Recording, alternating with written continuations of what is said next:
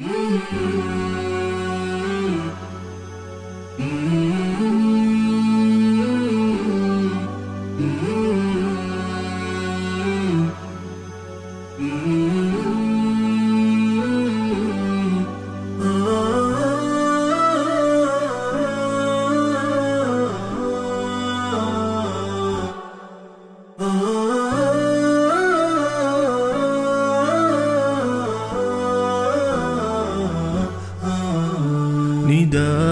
الحق صوت قد شجاني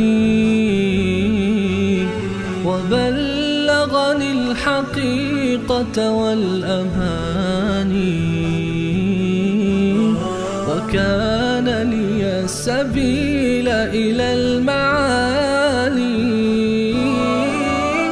ونورا للهداية والبيان.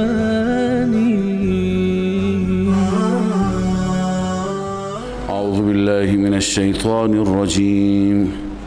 بسم الله الرحمن الرحیم. سوره زمر بعد از سوره صاد هست و اولا مناسبت این سوره با سوره مبارکه صاد. در سوره صاد شما خواندید که در دربار الله عزوجل هیچ کسی به عنوان شفیع که شفیع غالب باشد وجود ندارد و اونهایی که شما به عنوان شفیع میخوانید، مثلا پیامبران خواندیم در سوره صاد پیامبران به چه بلاهایی گرفتار شدند، به چه مشکلاتی گرفتار شدند، چه مصیبتهایی بر اونها آمد. اینجا بحث ابراهیم را خواندیم، زکریا را خواندیم، ایوب را خواندیم. ابراهیم برای فرزند نیازمند خدا بود، ما به ابراهیم مژده فرزند دادیم. ابراهیم علیه السلام تو آتش انداختنش، ما او را نجات دادیم. ایوب علیه السلام چه سختی هایی تحمل کرد. زکریا از خدا چی خواست؟ لذا همه انبیا، از سیرت انبیا انسان باید به توحید برسد که همه اینها در هنگام مصائب، در هنگام مشکلات خدای عزوجل را میخواندند و به انواع تکالیف، ابتلاعات جسمی، مالی و غیره اونها مبتلا بودند. حال در سوره مبارکه زمر میخوانیم که کسانی که غیر خدا را شفیع غالب میدانند اونها در روز قیامت به زمر مختلف تقسیم میشوند. کسانی که میدانند و نمیدانند. اونایی که نمیدانند یعنی سیق الذین اتقوا ربهم اتقوا عن الشرك اتقوا عن الكفر، اونها زمر میشن، گروه بندی میشن به سوی بهشت. اما وسیق الذین کفروا الى جهنم زمرا. پس میخوانیم در این سوره که آنها به زمر و به گروه های مختلفی تقسیم میشوند. اهل توحید به بهشت میروند، اهل کفر و اهل شرک به جهنم میروند. پس زمر به این معنی گروه های مختلف را الله در این سوره ذکر میفرماید.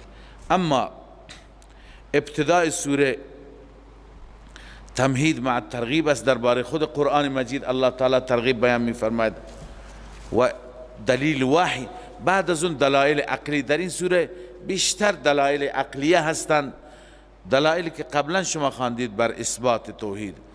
الله می فرماید تنزیل الكتاب من الله العزیز الحکیم.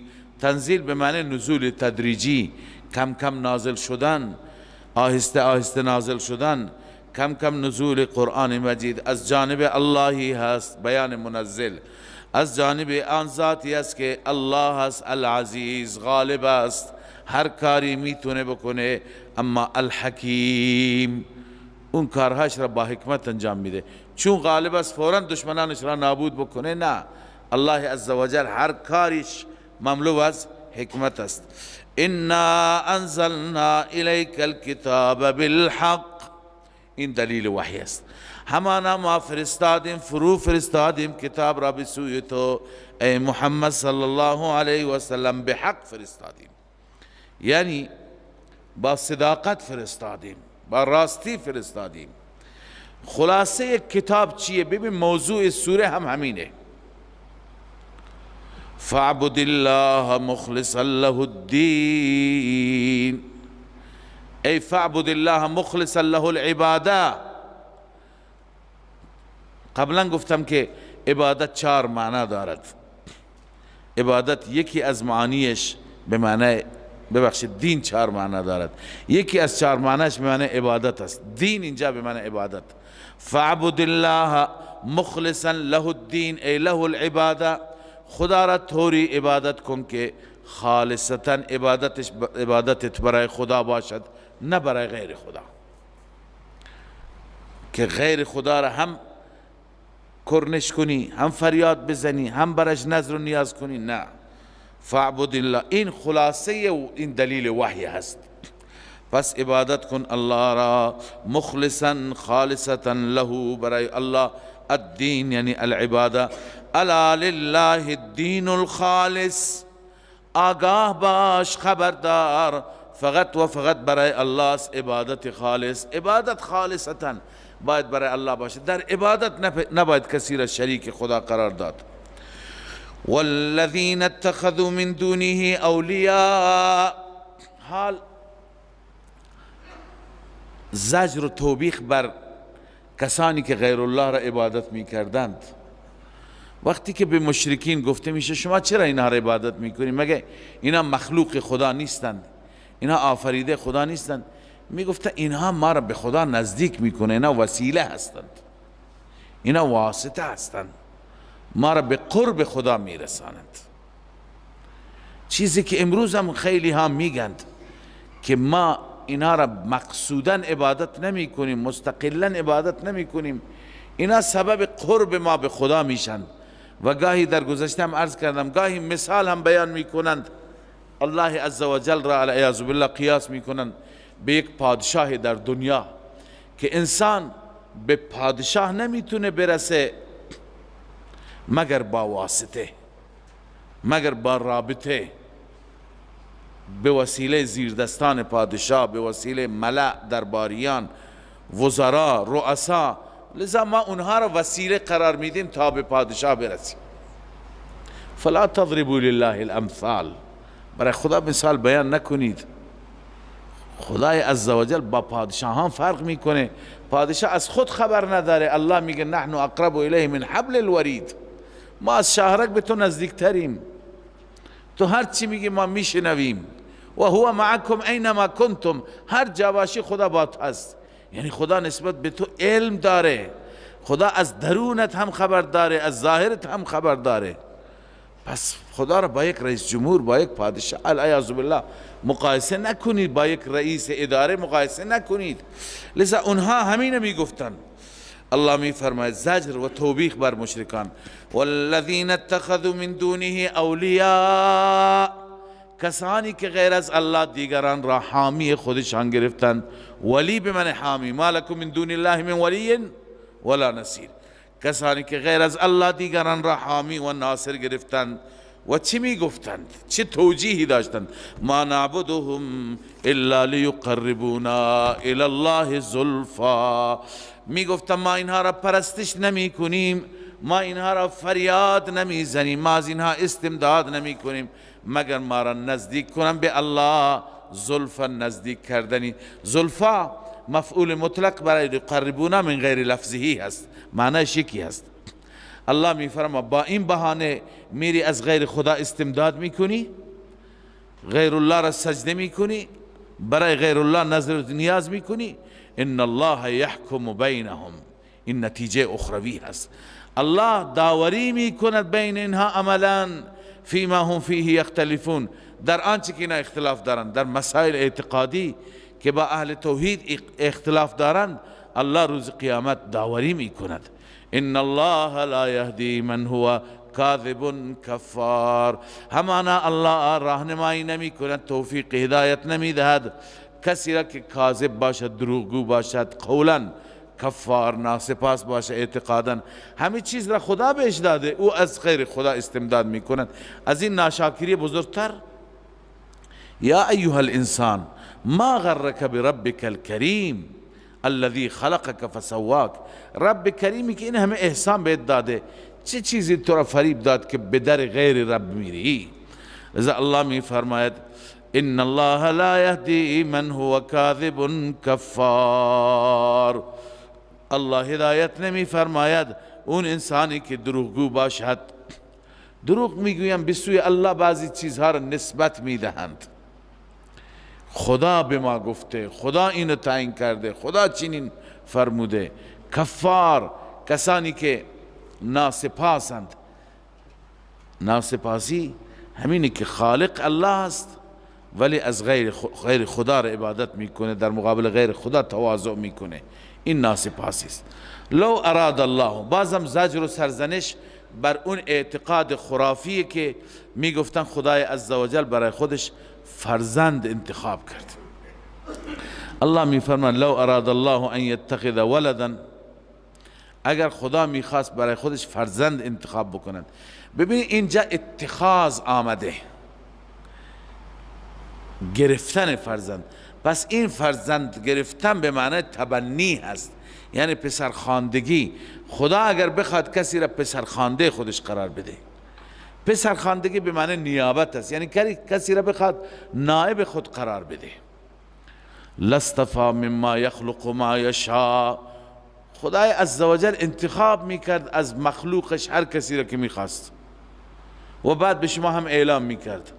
اما چنین چیزی نیست. سبحانه، اون ذات پاک است، منزه است، مطهر است از اینکه کسی را به عنوان نائب، به عنوان معین، به عنوان مشیر، به عنوان فرزند و پسرخوانده انتخاب بکنند. هو الله الواحد القهار، الله آن ذاتی است که الواحد یگانه است، القهار بر هر موضوعی غالب است، مسلط است. حال ببینید دلائل عقلیه را. ببین در تمام این تصرفاتی که ما میخوانیم خدای عزوجل واحد است، شریک ندارد، کسی در کنار خدا نبوده. در پیدایش آسمان ها، زمین، بقیه مخلوقات. وقتی که در خلق تنها است، چرا در الوهیت تنها نیست؟ در معبودیت چرا کسی دیگر را در کنارش عبادت میکنید؟ چرا برای کسی دیگر در کنار خدا هم نظر و نیاز میدهید؟ الله میفرماید خلق السماوات والارض بالحق، الله آسمان ها را، زمین را به حق آفرید. بالحق لاظهار الحق، حق را نشان بده که فقط منم. یکور اللیل علی النهار، می پیچاند شب را بر روز. و یکور النهار علی اللیل، می پیچاند نهار را بر شب. چطور می پیچاند؟ یکور از کور هست، کور پیچ را میگن. کور عمامه شنیدین نه؟ کور عمامه، این پیچ عمامه را میگند. می پیچاند به این معنی که الان مثلا روز هست، شب را می پیچه، می بینیم از تمام اطراف شب میاد دوروبر روز چی میشه؟ بر او را احاطه میکنه، بر او مسلط میشه. روز میره، از بین میره، شب میشه، همه جا را تاریکی فرا میگیره. باز شب هست، همه جا تاریکه، روز میاد او را میپیچاند، یعنی از هر طرف، از اطراف و اکناف روشنی میآید. معنیش اینه که قبلا هم این آیه را با تعبیرات دیگه شما خواندید که شب را میبره روز میاره، روز را میبره شب میاره. خود تو این هزاران حکمت است، هزاران منافع برای شماست که بعضی را هم بحث کردیم. الله می فرماید وسخر الشمس والقمر، علاوه از این مسخر و تابع قرار داد برای شما خورشید و ماه را. کل یجری لاجل مسمى، هر یک از اینها جاری هست، یعنی انجام وظیفه می کند. لاجل مسمى، برای مدت معین. اون مدت معین کی هست؟ قیامت است. وقتی که قیامت برپا بشه دیگه خورشید جمع میشه. اذا الشمس کورت و اذا النجوم انکدرت و اذا الجبال سیرت، همه اینها ماموریتشون تمام میشه، هر یکی جمع میشه. اونجا شمس هم پیچونده میشه، مثل همون کوری عمامه کورت، دیگه بساطش برچیده میشه، کارش تعطیل میشه. الله می فرماید الا هو العزیز الغفار.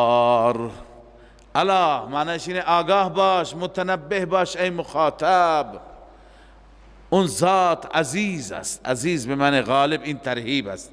هر کاری میتونه بکنه، شما را به اشد مجازات میتونه گرفتار بکنه، اما الغفار این ترغیب است، اون خیلی بخشنده. پس بیار به سوی او رجوع کن، بیا و با خدا کسی را شریک نگردان. خلقکم من نفس واحده، آنچه که شما خواندید دلیل عقلی بود، آفاقی، اما این دلیل انفسی است، یعنی دلیل از وجود خود شما، از درون شما. شما را الله آفرید از نفس واحده، یعنی از آدم. ثم جعل منها زوجها، سپس قرار داد از آن زوجش را. به چه معنی از آن زوجش را؟ به اون معنی قبلا هم خواندیم، شبیه این آیه را چندین بار. به اون معنی که از دنده چپ حضرت آدم متولد شد، چنانچه در روایت آمده، به اون معنی نیست. جعل منها زوجها ای من جنسها زوجها، منها ای من جنسها، یعنی خدای عزوجل لطف کرد به شما، به آدم، از جنس خودش همسری، جفتی برایش قرار داد. والله جعل لكم من انفسكم ازواجا، خواندید در سوره روم. والله جعل لكم من انفسكم، یعنی از خودتون، از جنس خودتون. یعنی به شما دستور نداد ای انسان ها برای نیاز جنستون برید با جنات ازدواج کنید، با حیوانات ازدواج کنید، با قشر دیگه ازدواج کنید، نه، بلکه از جنس خود شما همسری برای شما الله خلق کرد. و انزل لكم من الانعام 8 ازواج، و الله عزوجل انزل به معنی خلق هست، اینجا آفرید برای شما از 4 پایان 8 نوع. 8 نوع که شما در سوره انعام خواندید، نه؟ 8 ازواج، من الضأن 2 و من المعز 2. 2 تا گوسفند سفید، یکی نرش یکی مادش. و من المعز 2 بز به اصطلاح معز، 2 تا اون نر ماده، این شدن 4 تا. و من الابل 2 و من البقر 2، شتر هم 2 تا نر و ماده، گاو هم 2 تا، این 4 تا این و 4 اون، میشه 8 تا. پس الله برای خوردن شما، یعنی حیوانات حلال گوشت، الله آفرید برای شما از 4 پایان 8 نوع.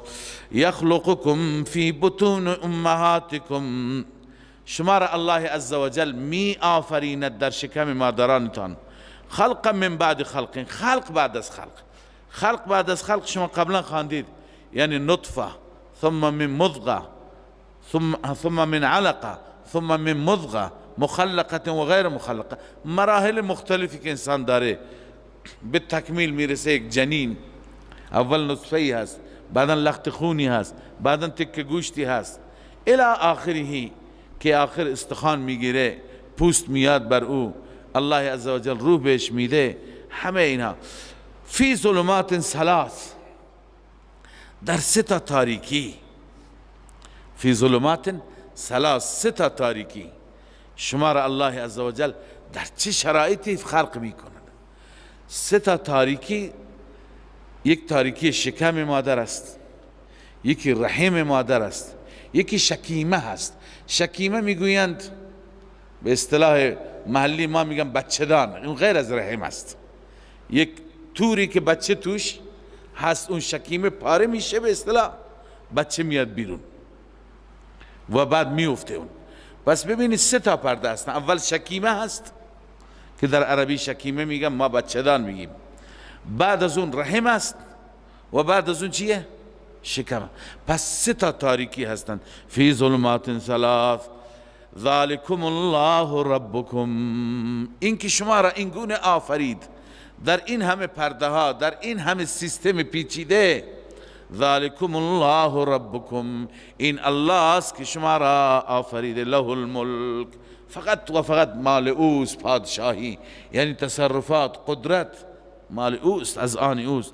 لا اله الا هو، از این دلائل قدرت به این نتیجه رسیدیم هیچ معبود غیر او نیست که لایق پرستش، لایق عبادت. فانا تصرفون، به کدام سمت و سو برگردانده میشوم بعد از این دلایل؟ یعنی به کدوم سمت انحراف به انحراف کشیده میشن؟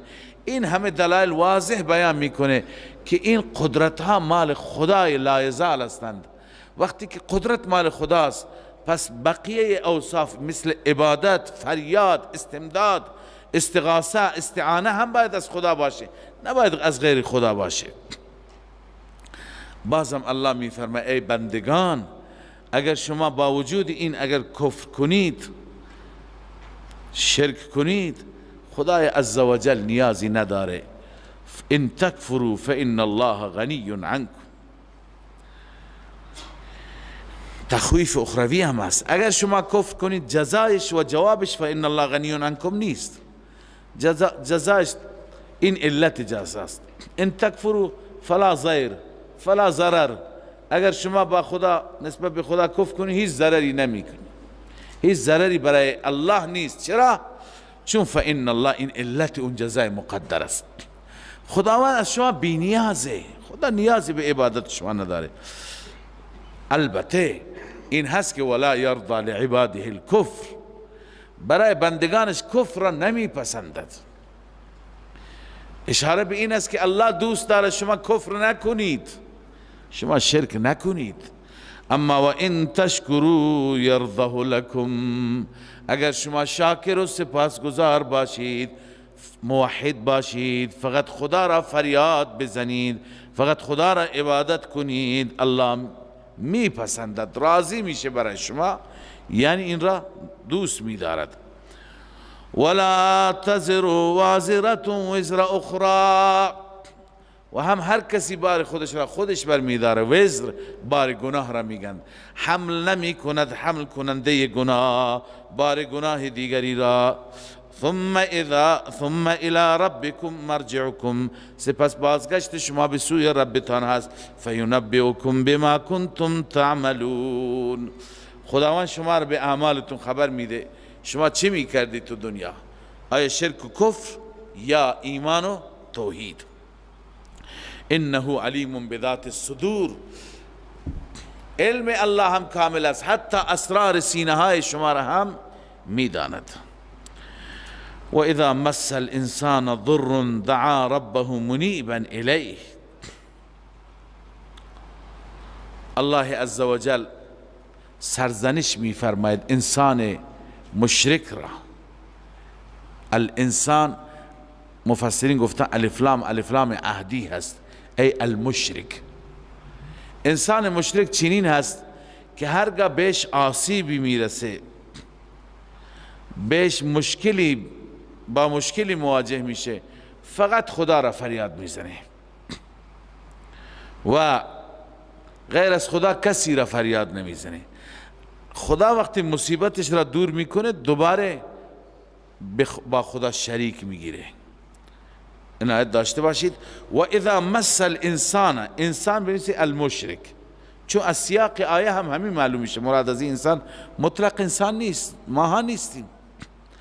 الله میفرماید هرگاه به انسان برسد ضر، این تنوین للتعظیم، ای ضر عظیم، مصیبت بزرگی، دعا ربه منیبا، این عود للفطره هست.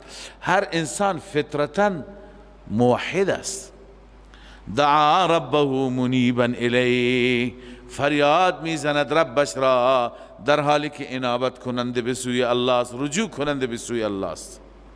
مثل داستان اکرمه فرزند ابو جهل که تو دریا بود، اونجا دیدن فقط خدا را صدا میزنند، میگن ببین اینجا خدایان کاری نمیتونن بکنند. ثم اذا خوله نعمتا منه، الله میفرماید سپس زمانی که عطا میکند اون انسان را الله نعمتی از جانب خودش، مثلا امنیت بهش میده، آسایش میده، خطر رفع میشه، میاد به شهر خودش، نسی ما کان یدعو الیه من قبل، الله میفرماید فراموش کرد این بدبخت آنچه را که قبلا میخواند، یعنی خدا را فراموش میکند. اینکه خدا فقط کمکش کرد، این را فراموش میکند و جعل لله اندادا، برای خدا شریک قرار میدهد. الان دیگران را هم در کنار خدا استمداد میکند، فریاد میزند. اونجا معتقد بود اذا رکبوا فی الفلک دعوا الله مخلصین له الدین، اونجا معتقد بود غیر از خدا هیچ که نیست، اما اینجا نه، جعل لله اندادا، برای خدا شریک قرار میده، لیضل عن سبیل، تا از راه خدا گمراه بشه. الله عزوجل تخویف بیان میفرماید برای این انسان: ای انسان قل تمتع بکفرک قلیلا، اندکی با این کفرت، با این شرکت تو دنیا زندگی کن، بهره بگیر از زندگی دنیا. انک من اصحاب النار، همان تو از اصحاب النار هستی. تویی که وقتی که مشکل داری فقط خدا، و وقتی که در آسایش و در راحتی هم خدا، یعنی هم خدا و هم غیر خدا، دیگران را هم استمداد میکنی، از اونها استغاثه میکنی. الله میفرماید که عاقبتا تو از اصحاب النار هستی. امن هو قانت آناء اللیل ساجدا و قائما، الله عزوجل بشارت بیان میفرماید در مقابل این مشرک، بشارت برای مؤمن، برای موحد، برای اونی که فقط خدا را سجده میکنند، برای اونی که بغیر از خدا از کسی استمداد نمی کند. و همچنین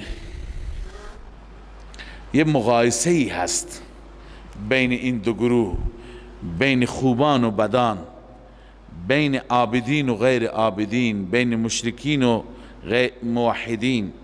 الله می فرماید امن هو قانت آناء اللیل، آیا اون انسانی که در پاسهای شب، در اوقات شب تابع خداست، تابع دستور خداست، مثلا چیکار میکنه؟ ساجدا و قائما، سجده کننده و قیام کننده، این است تابعیت خدا. در لحظات مختلف شب یا سجده یا قیام، این حالت قالب است. این حالت چیه؟ قالب یعنی ظاهرش. الان حالت قلبش را ببین: یحذر الآخرة و یرجو رحمت ربه، حالت قلبش از آخرت میترسد، یعنی از عذاب آخرت بیم دارد، حذر دارد. و یرجو رحمت ربه، رحمت پروردگار را امیدوار است. الایمان بین الخوف و الرجاء، ایمان بین این دوتا دایر است. هم از خدا خیلی بترس، چنان خوف باشد که بگو اگر خدای نکرده به ناس یک نفر گرفتار بشه شاید من باشم، اعمالم چنان بده، لذا بترسه. و خیلی هم امیدوار باش، بگه اگر بنا باشه که یکی نجات بیابه شاید من باشم، امیدوار باشم. لذا الله می فرماید یحذر الآخرة و یرجو رحمت ربه، از آخرت می ترسد و رحمت رب را امیدوار است. قل هل یستوی الذین یعلمون والذین لا یعلمون، ببین عالمان اینا هستند. در درس یکی دو روز پیش تاکید کردم که عالم اون مستشرق نیست که تو اروپا نشسته علوم قرآن و سنت بلده. دانشمند اون کسی نیست که تو دانشگاه مدرک گرفته، تو حوزه علمی سند گرفته. عالم واقعی عامل است. الله می فرماید اونی که در لحظات شب یا قیام یا سجده و حالت قلبیش هم از الله می ترسد، هم به رحمتهای الهی امیدوار است. قل هل یستوی الذین یعلمون، اینا هست یعلمون، آیا اینها برابرند؟ والذین لا یعلمون، اونهایی که نمیدانند، یعنی اونهایی که این اعمال را ندارن برابرند؟ انما یتذکر اولو الالباب، جزی نیست که عقلمندان پند و اندرز حاصل میکنن. قل یا عباد الذین آمنوا اتقوا ربکم. الله عزوجل بعد از این اوصاف بشارت میده، اما بشارت توأم با ترغیب است. یعنی مژده باد تو را ای بنده خدا، اما این کارها را هم انجام بده. ترغیب هم از ضمن بشارت. قل ای قل یا محمد لعبادی، تفسیر قرطبی نے گفته به بندگان من بگو یا عبادی. این شرافت است، شرف بندگان خدا به سوی خودش نسبت بده. ای بندگان من، واقعا افتخار بزرگه خدا به ما بگه بندگان من. قل یا عبادی الذین آمنوا، ای بندگان من، آن بندگانی که ایمان آوردند، اتقوا ربکم، از ربتان پروا داشته باشید، از رب بترسید، از گناهان، از معاصی، از شرک، کفر. للذین احسنوا فی هذه الدنیا حسنا، این نتیجه تقواست. همانا برای آنانی که احسنوا فی هذه الدنیا حسنا، در این دنیا اخلاص دارند. احسنوا ما الاحسان ان تعبد الله كأنك ترى فإن لم تكن ترى فإنه يراك. احسان اینه که گویا خدا را میبینی و عبادت میکنی، پس این میشه اخلاص. کسانی که اخلاص دارند در این دنیا، برای آنها چی است؟ حسنه هست، نیکی هست. جای ما خواندیم حسنه یا حسنه به معنی بهشت. للذین احسنوا الحسنى و زیادتون ای لقاء الرب. و ارض الله واسعه، اشاره به مبحث هجرت است. یعنی اگر برایت مشکله، مانع عبادتت هستند، مزاحم عبادت هستند، زمین خدا تنگ نیست، فراخ، پس برو به سوی سرزمین های دیگر. انما یوفى الصابرون اجرهم بغیر حساب. اینجا تلقین صبر در هجرت است. جزی نیست که به صورت کامل دریافت میکنند صابران پاداششون را بدون حساب، شمارشی نیست، چنان خدا بهشون میده بدون شمارش. این صابرین چه کسانی هستند؟ کسانی که ببینید در ترک وطن و هجرت برایشون مصیبت پیش میاد، نه اون که عرض کنم پدرش مرده، برادرش مرده، گریه میکند. مراد از صابرین کسانی که در راه احکام الهی از خود صبر و شکیبایی نشان میدن. قل انی امرت ان اعبد الله مخلصا له الدین. ای پیامبر اعلام کو انی امرت ان اعبد الله، من دستور داده شدم از جانب الله اینکه عبادت کنم خدا را مخلصا له الدین. این بازم بار دوم موضوع سوره اعاده شد. مخلصا له الدین ای مخلصا له العباده، به من دستور رسیده که عبادتم را خالصتا برای ربم انجام بدم، کسی را در عبادت او شریک نکنم. ببین مفهوم عبادت چیه؟ ما عبادت جانی داریم، مالی داریم، زبانی داریم. زبانی که ورد بکنه ربش را، فقط به ذکر به زبان بیاورد. بعضی ها متاسفانه امروز میرم به طرف خرافاتی که بعضی از انواع عبادت های زبانی را، مثلا بعضی میگند که در باب تصوف میگند که ورد نام پیر چه خیراتی و چه برکاتی برای انسان داره. به جای ذکر خدا اون پیری، اون مرشدی که داره اون را ورد میکنه، اون را ذکر میکنه. این عبادت زبانی هست. تو کتاب ها هست که میگه چند بار نامش را بگیری، بگی فلان فلان خیر و برکت بهت میرسه. یا اینکه عبادت مالی، فقط باید برای خدا گوسفندت را بکشی، برای خدا شربتت را تقسیم بکن، برای خدا حلوا بده، نخود و کشمش بده، آش میده، هر چی میده بده. اگر این را برای خوشنودی و رضای غیر خدا بدی، میشه عبادت مالی غیر الله. الله انتظار داره این عبادت ها مال او باشه. سوم عبادت جانی، سجده کردن هست، رکوع کردن هست، طواف کردن هست، دعا و فریاد هست. اینا عبادات جانی هستند، اینا باید همه برای خدا باشد. لذا الله می فرماید قل انی امرت ان اعبد الله، به من دستور رسیده که من الله را عبادت کنم مخلصا له الدین، خالصتا له الدین ای له العباده، و امرت لان اکون اول المسلمین، و دستور صادر شده برای من اینکه باشم اولین مسلمان در این امت. قل انی اخاف ان عصیت ربی عذاب یوم عظیم، من می ترسم اگر من نافرمانی ربم را بکنم از عذاب روز بس بزرگ، یعنی روز قیامت من می ترسم.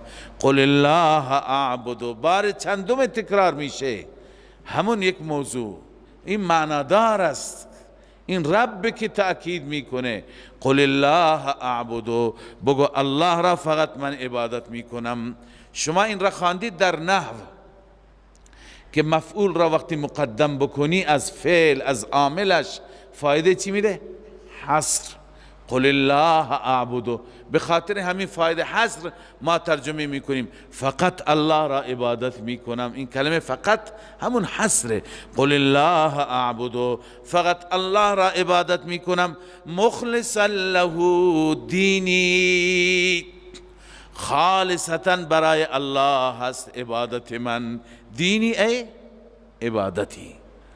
الله می فرماید شما مشرکان هر چی عبادت میکنید به ای پیغمبر اعلام بکن، هر چی عبادت میکنید بکنید. فعبدوا ما شئتم من دونه، شما عبادت کنید آنچه که میخواهید غیر از الله، غیر از الله هر چی میکنید بکنید، من فقط خدا را. قل ان الخاسرین الذين خسروا انفسهم و اهلیهم یوم القیامه. این تخویف اخروی است، یعنی اگر هر چی عبادت میکنید بکنید ولی قیامتتون سیاهه، قیامتتون خطرناکه. بگو همانا خاسرین، انسانهای زیانکار. اصل خاسر اون نیست که ورشکست میکنه 1 میلیاردش از بین میره، بلکه اون هست خاسر اصلی، ورشکست اصلی. الذين خسروا انفسهم و اهلیهم یوم القیامه، آنهایی که خودشان را و اهل و عیالشان را در خساره و در زیان قرار دادند، یعنی بجای عبادت الله با خدا شریک گرفتند، بجای عبادت الله غیر الله را عبادت کردند. الا ذلك هو الخسران المبین، آگاه باش، خبردار، مطلع باش که این خسران مبین است، این خساره آشکار و روشن است. لهم من فوقهم ظلل من النار، این بیان کیفیت خساره است. چه خساره ای؟ الله می فرماید برای این انسان ها از بالای سر ظلل من النار، سایه های از آتش است، یعنی آتش بر اونها سایه افکنده. و من تحتهم ظلل، و همچنین از زیرشان سایه چی است؟ سایه هست به معنی آتش، یعنی از هر طرف در محاصره آتش قرار دارند. ذالک یعنی این عذاب، این عذابی که ذکر شد، یخوف الله به عباده، الله شما را می ترساند از آن، الله می ترساند از آن عذاب عبادش را، بندگانش را. این عذابی که ذکر شد الله بندگانش را از این عذاب می ترساند. یا عباد فاتقون، ای بندگان من فقط و فقط از من بترسید. سبحان الله، انسان تو این آیات خیرخواهی ناصح بودن را می بیند. چقدر الله عزوجل خیرخواه بندگانش هست و ناصح هست، با چه کلمات مهربانی محبت آمیز ما را راهنمایی میکنه. ای بندگان از من بترسید، عبادت غیر نکنید، شرک نکنید. یا عباد فاتقون، حال اونهایی که غیر خدا را عبادت میکنن، بیان اونها و تکلیف اونها. والذین اجتنبوا الطاغوت ان یعبدوها، بیان موحدین است، ببخشید. والذین اجتنبوا الطاغوت، مجده هست آنانی که از طاغوت اجتناب میکنند. طاغوت را بنده قبلا در مقدمه در مسئله اله 9 تا معنا برش بیان کردم. حضرت استاد جاجروی رحمه الله بیان فرموده بود، اون 9 تا معنا را من بیان کردم. مثلا طاغوت به معنی بت هم میاد، صنم. طاغوت به معنی شیطان هم میاد. طاغوت به معنی اون ملای مثل کعب ابن اشرف که انسانها را گمراه میکند و راه بجای راه توحید راه شرک را نشان میده، به اون معنا هم میاد. طاغوت به معنی اون پادشاه ظالم و پادشاه جابر و جور که بجای اینکه مردم را به سوی خدا و عبادت خدا فرا بخوانند میگه انا ربکم الاعلی، میگه دستور من، حکم من، هر چه من میگم. به اون معنا هم میاد. و طاغوت بهترین و جامعترین معناش که شامل همه اینها میشه، کل ما عبد من دون الله، هر چیزی که بغیر از الله پرستش بشه، بغیر از الله تعظیم بشه، چه پادشاهی باشد، چه نماد شرکی باشد، بتی باشد، سنگی باشد، صلیب باشد، اینا همه که نمادهای شرک هستند، اینا همه طاغوتن. چه ملایی باشد که بگه منو پرستش بکنید، یا در مقابل حکم خدا حکم من. الله می فرماید آنانی که از طاغوت اجتناب می کنند، از چیش اجتناب می کنند؟ ان یعبدوها، این بدل اجتماله، اجتناب می کنند از این که او را عبادت کنند. و انابو الی الله، و انابت رجوع دارن به سوی الله. لهم البشرا، برای این بندگان مژده بادا، برای اینها مژده، برای اینها خوشخبری. کدوم بندگان؟ خب لهم البشرا مژده کی هست؟ مفسرین در اوقات مختلفی را ذکر کردن. مژده به وقت موت، وقتی که بمیرند فرشتگان رحمت را میبینند، مژده را دریافت میکنند.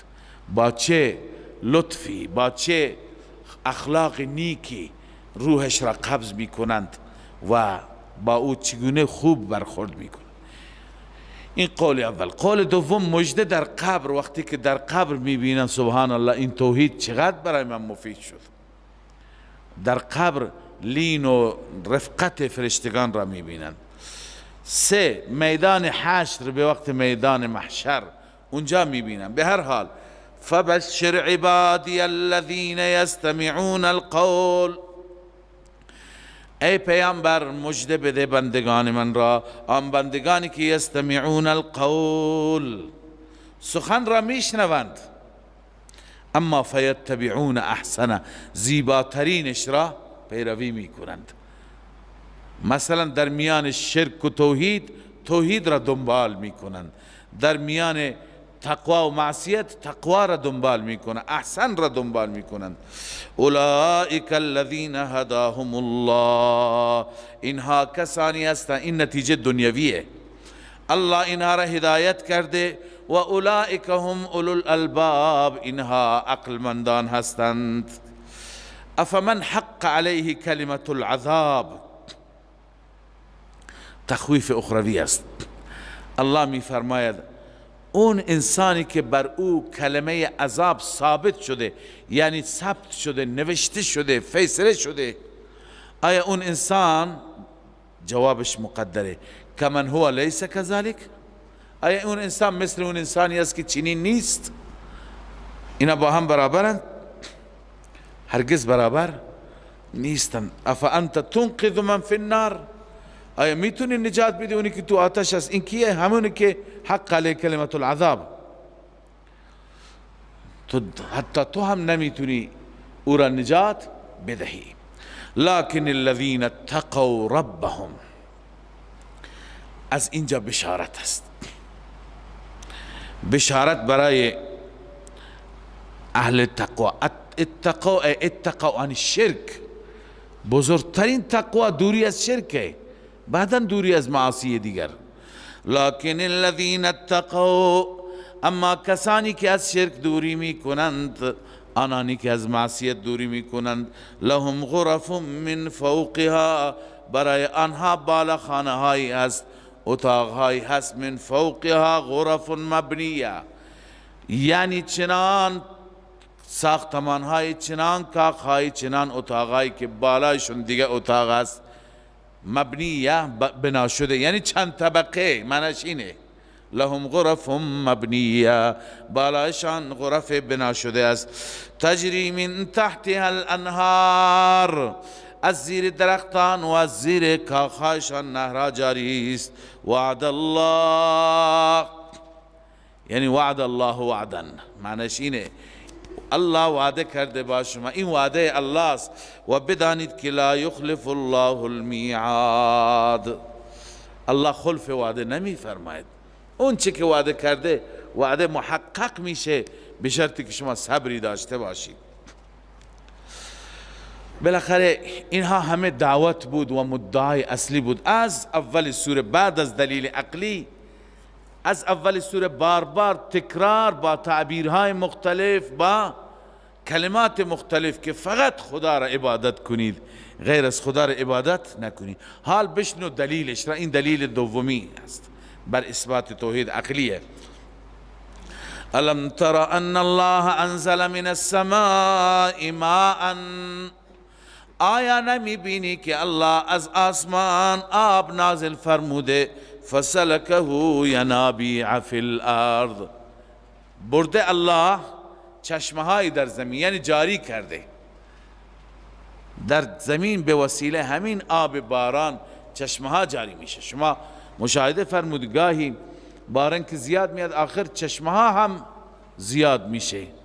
ثم یخرج به زرعا، سپس به وسیله همین آب الله کشتی زراعتی را بیرون می کند، مختلفا الوانه، که رنگهایشون متفاوت و مختلف. ثم یهیج، سپس کامل میشه، یعنی همین زرع به اصطلاح پخته میشه، کامل میشه. فتراه مصفرا، او را چی میبینی؟ زرد رنگ. وقتی که کامل بشه، برسه، زرد میشه دیگه، چه گندم باشه چه جو باشه. ثم یجعله حطاما، بعدا الله اون را ریزه ریزه تکه تکه میکنه. منظور اینه که درو میشه، کوبیده میشه، آشغال میمانه دیگه، چیزی نمیمانه. ان فی ذلک لذکری لاولی الالباب، در همه این مراحل از ابتدا تا انتها آخر چی میشه؟ این تبدیل به غذایی، به خوراکی بسیار خوب برای انسان میشه. پند و اندرز هست برای عقلمندان که اگر بخواهند به نتایج خوب برسند. افمن شرح الله صدره للاسلام، خداوند عزوجل گاهی مقایسه می کند توحید و شرک را در مقابل هم قرار میده، گاهی افراد را، مؤمن و کافر را، موحد و مشرک را.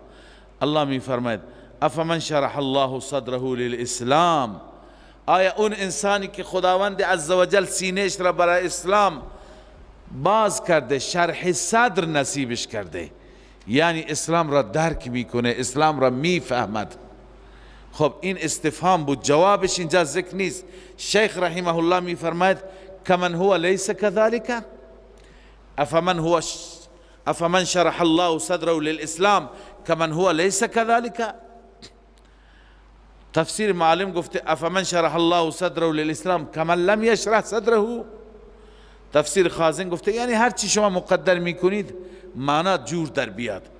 کمن طبع الله علی قلبه فلم یهتدی، این کسی که خدا سینه اش را شرح صدر فرموده، مثل اون کسی آیا هست مثل که خدا به اون مهر زده که هیچ وقت بر هدایت نیست. جامع البیان میگه کمن اقصى الله قلبه، مثل قسی القلب، اینا هرگز با هم یکی نیستن. فهو على نور من ربه، این شخص بر نور هدایت است از جانب ربش. فویل للقاسیة قلوبهم من ذکر الله، جامع البیان از این کلمه کمن اقصى الله فرموده. ویل، هلاکت برای اون دومی، اون انسانی که خداوند قلبش را قسی قرار داده. للقاسیة قلوبهم من ذکر الله، قساوت قلب از چی داره؟ از قرآن. ذکر الله یعنی قرآن، یعنی قرآن را درک نمی کنه، قرآن بر قلبش اثر نداره. اولئک فی ضلال مبین. الله می فرماید اینها در گمراهی آشکار.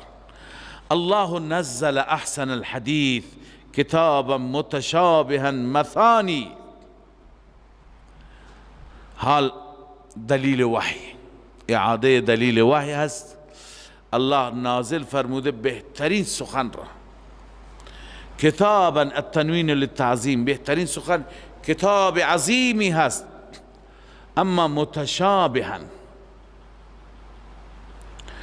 شبیه هم، یعنی آیات کتاب مثل همان. مثل هم در چی؟ یشبه بعضه بعضا فی الحسن والحکمه، در زیبایی، در حکمت مثل هم هستند، همدیگر را تصدیق می کنند. این معنای متشابه است. مثانی به معنی تکرار، مطالبش تکراری هم هستند. چرا؟ بعضی مطالب تکرار میشن تا مردم بفهمند، بعضی تکرار میشن تا بار بار تذکر بگیرند. چنانچه قال الضحاک مثانی تردید القول لیفهموا عن ربهم، قول را تکرار کردن و دوباره رد کردن و برگرداندن تا بفهمند.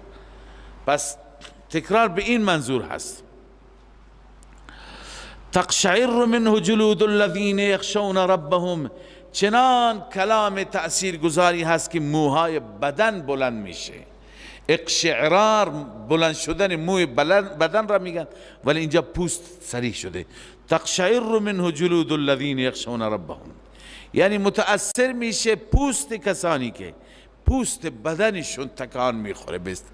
به معنی این است، متأثر میشه پوست کسانی که یخشون ربهم، از ربشان میترسند. ثم تلین جلودهم و قلوبهم، بعد از اینکه از خدا بترسند متأثر بشند، تمایل پیدا میکند پوست و قلبشان، یعنی بدنشان، قالب و قلبشان، الی ذکر الله، به سوی یاد حق. لذا ذلك هدی الله، این قرآن است که این تأثیر را دارد، هدایت الهی هست. یهدی به من یشاء، به وسیله این الله هر کسی را که بخواد هدایت میکند. و من یضلل الله فما له من هاد، هر کسی را که الله گمراه کند برای او هیچ هادی، هیچ هدایتگر و راهنمایی نیست. سبحان الله. افمن یتقی بوجهه سوء العذاب یوم القیامه. دو تا تقابل ما خواندیم، این تقابل سوم است. آیا اون انسانی که خودش را حفاظت میکنه به وسیله چهره اش، یعنی دور میکند هر چیز را از خود دفع میکند به وسیله چهره اش، از عذاب سوء، عذاب خطرناک در روز قیامت.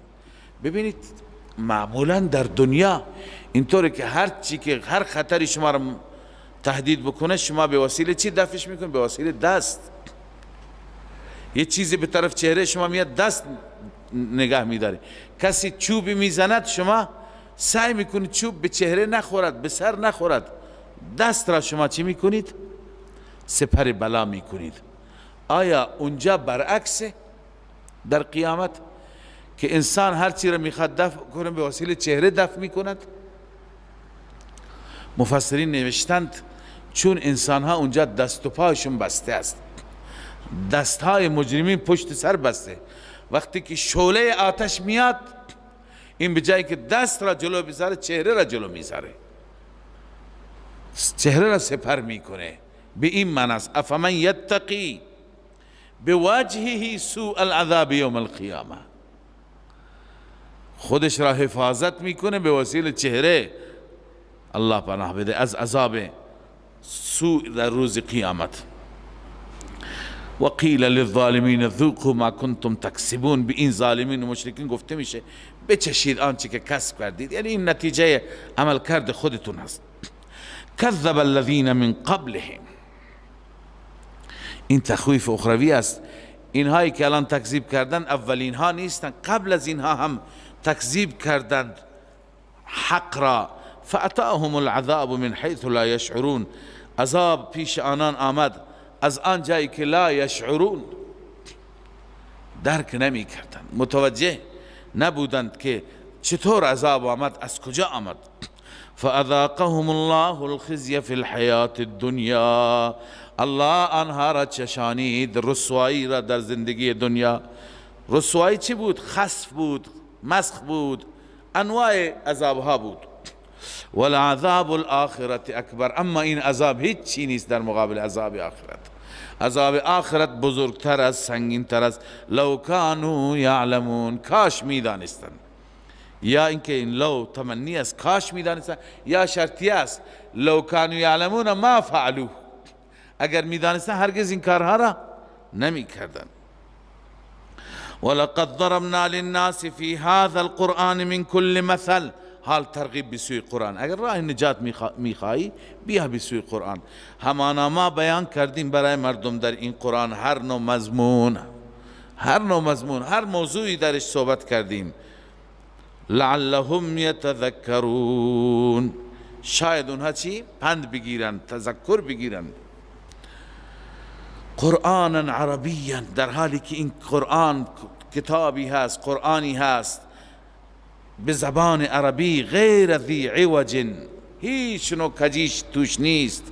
لعلهم یتقون، این حکمت انزالش هست شاید اونها بپرهیزند از شرک و کفر. الله عزوجل در پایان رکوع مثالی بیان می فرماید. مثال هم مثال جالبی هست. الله می فرماید که دو تا غلام هستند. یک غلام، یک برده هست که 10 نفر شریکند، چندین نفر شرکا هستند، همه این شرکا با هم درگیرند. اون میگه این غلام بیاد برای من کار بکنه، اون میگه برای من کار بکنه، هر یکی به طرف خودش بکشه. این غلام را برای کدوم یک بخواد خدمت بکنه؟ بعدم هیچ یکی به این رسیدگی نمیکنه، نه کسی غذاش میده، نه کسی لباسش میده، چون که بلا تکلیف هست، درگیری روش هست. یکی این مثال. و مثال دوم، یک برده هست، یک غلام هست مال یک آقا. این برده همون آقای خودش را خدمت میکند، آقا هم به این رسیدگی میکند. آیا این دو تا برده با هم برابرند؟ هرگز برابر نیست. پس اولی مثال مشرک، دومی مثال موحده. مشرکی که برای خودش چندین خدا انتخاب کرده، نمیدونه کدوم را راضی بکنه. مشرکین مکه همین طور بودن. میگن 360 بت که داشتند، در 360 روز هر روز یکی را عبادت میکردند. بعض این طور نوشتند در تمام روزهای سال هر روز یکی را عبادت میکرد. بعض به سفر که میرفتن اون خدایشون فرق میکرد، خدای سفر غیر از اونها بود. الله میفرماید ضرب الله مثلا رجلا فیه شرکا، بیان فرموده الله مثال مردی را که در آن شریکانی هستند، اما شریکان متشاکسون، شرکای درگیر هم. متشاکسون یعنی ناسازگار، درگیر، هر یکی میگه که حق من تلف شده. خب این برده به هیچ یک میرسه و هیچ یک از این شرکا به این برده میرسه؟ خیر، این تلف میشه، ضایع میشه. و رجلا سلما للرجل، و همچنین مثال دوم، اون مردی که سالم است، یعنی در بس در اختیار یک مرد است، فقط برای یکی کار میکند. هل یستویان مثلا؟ آیا این دوتا مثال با هم برابرند؟ هرگز نه. پس شما دومی باشید، ارباب متفرق نگیرید. یا صاحبی السجن ارباب متفرقون خیر ام الله الواحد القهار. الحمدلله، ای الحمدلله وحده، جلالین گفته. پس معلوم میشه که الوهیت اختصاص به الله دارد. بل اکثرهم لا یعلمون، بلکه اکثر اینها نمیدانند و میروند غیر خدا را هم میگیرند. انک میت و انهم میتون. این جواب شبهه مشرکین است. مشرکین میگفتند، همدیگر را دلداری میدادند، تسلی میدادند، نگران نباشید، این پیغمبر که چشماش را ببندد از این دنیا بره، دیگه بعد از اون این نهضت را کسی ادامه نمیده، این خط را کسی ادامه نمیده، دیگه این دین خاموش میشه، چراغش خاموش میشه، فراموش میشه. شما به عبادت خدایانتون میپردازید. الله میفرماید که مگر شما که از این دنیا تشریف ببرید، فوت بکنید، اونها نمیمیرند؟ انک میتون، شما هم میمیرید، شما هم وفات میکنید. و انهم میتون، آنان هم میتون. واو اینجا شاه عبدالقادر گفته به معنی ایضا هست، انک میتون ایضا انهم میتون، همچنین آنها چی هستند؟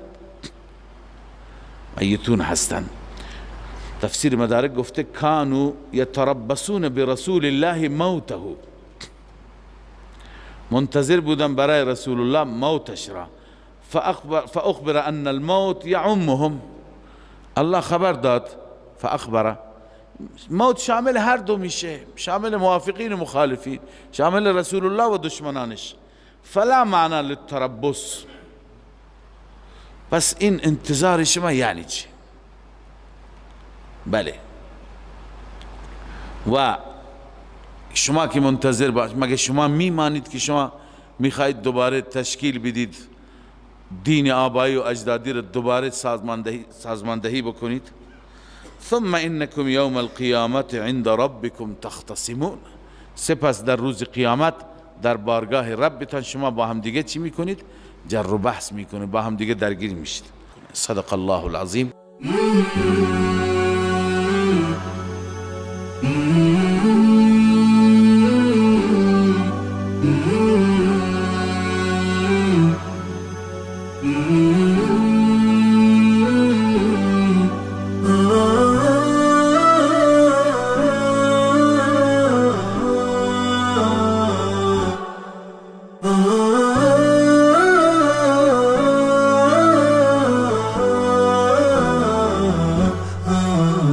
نداء الحق صوت قد شجاني وبلغني الحقيقة والأماني، وكان لي السبيل إلى المعالي، ونورا للهداية والبيان.